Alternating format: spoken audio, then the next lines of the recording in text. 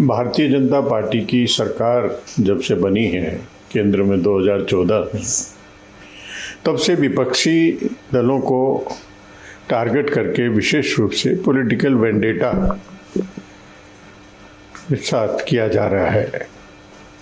और ये केवल साधारण बात नहीं है, ये सीधा सीधा प्रजातंत्र पर हमला है। विशेष रूप से वो राजनीतिक दलों के राजनेता जो भारतीय जनता पार्टी की सरकार, नरेंद्र मोदी जी की सरकार की नीतियों के खिलाफ, उनके कार्यों के खिलाफ अपनी आवाज़ उठाते हैं, जो भ्रष्टाचार की आवाज़ उठाते हैं, उन्हीं को टारगेट किया जाता है, उन्हीं के खिलाफ कार्रवाई किया जाता है। उनके पीछे ईडी लगेगी, फिर सीबीआई लगेगी, फिर इनकम टैक्स लगेगा, और इसी तरह से परेशान करने का काम हो रहा है। और आज तेजस्वी यादव और मीसा यादव को भी उसी सिलसिले में, उसी कड़ी में देखा जाए।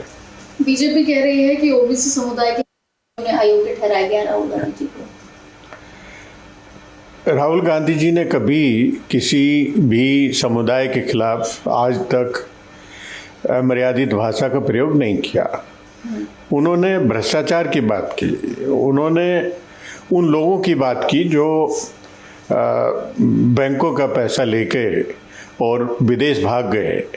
उनको सरकार कोई कार्रवाई नहीं कर रही है, क्योंकि नरेंद्र मोदी जी के और उनसे जो रिश्ते हैं उसकी वजह से वो यहाँ से भाग निकले हैं। तो उसके बारे में बात की, भ्रष्टाचार के बारे में बात की, तो उसमें कोई मर्यादित बात किसी समुदाय के खिलाफ या ओबीसी के खिलाफ तो कोई बात है नहीं।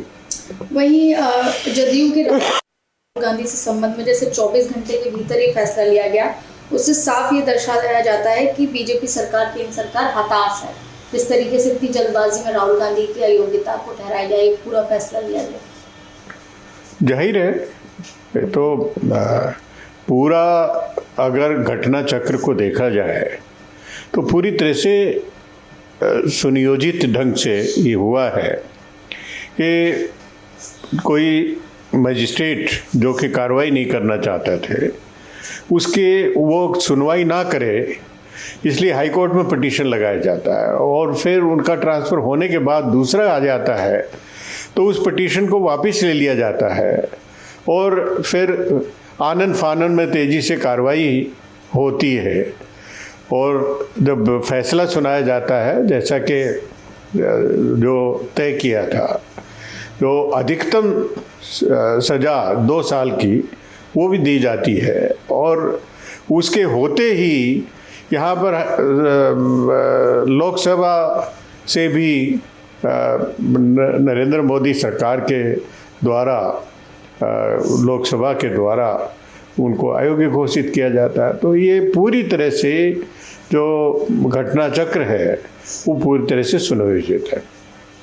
बीजेपी ये भी कह रही है सांसदों को बचाने के लिए जो लेकर है जी, इस चीज को लेकर सुप्रीम कोर्ट में चले गए हैं, लेकिन अभी जो बीजेपी आरोप लगा रही है, माफी मांगने की भी मांग कर रहे हैं। देखिए, राहुल गांधी जी स्वयं स्पष्ट कर चुके हैं कि वो जो भी बोलते हैं वो सोच समझ के, विचार विमर्श करके तब वो बोलते हैं, और वो कभी कोई गलत नहीं बोलते, किसी के प्रति विद्वेष की भावना नहीं रखते, सबसे स्नेह पूर्वक रहते हैं और सबके प्रति सद्भाव रखते हैं। तो किसी कोई वजह नहीं है कि वो माफ़ी मांगे।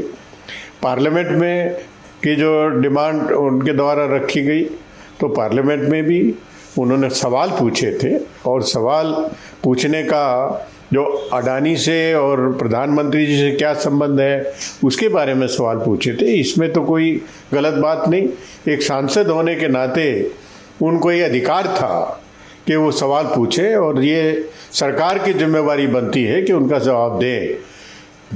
जवाब देने के बजाय उनको जो उनके द्वारा बोला गया उसको एक्सपेंस कर दिया गया, और एक्सपेंस करने के बाद कोई जवाब देने का प्रश्न नहीं था, और ये सब पूरी कार्रवाई हुई। उनको सदस्यता भी समाप्त कर दी गई।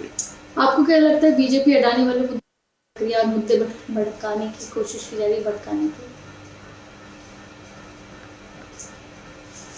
अब भाजपा तो अपनी जगह जो कर रही है, लेकिन कांग्रेस पार्टी बहुत स्पष्ट है कि राहुल गांधी जी ने कोई गलत नहीं किया और उनके खिलाफ जो कार्रवाई की गई है वो भारतीय जनता पार्टी के द्वारा विद्वेष की भावना के कारण किया गया है। वो इसलिए किया गया है कि राहुल गांधी जी सीधे सीधे नरेंद्र मोदी सरकार के, भारतीय जनता पार्टी और आरएसएस की नीतियों के खिलाफ बुलंद आवाज़ से उठाते रहे हैं और ये उनको ठीक नहीं लगा, तो वो भी अपनी तरफ से राहुल गांधी जी को डराने धमकाने का काम करते हैं, जिसको कोई प्रश्न ही नहीं पता होता और इसलिए कोई माफ़ी मांगने का भी प्रश्न नहीं है।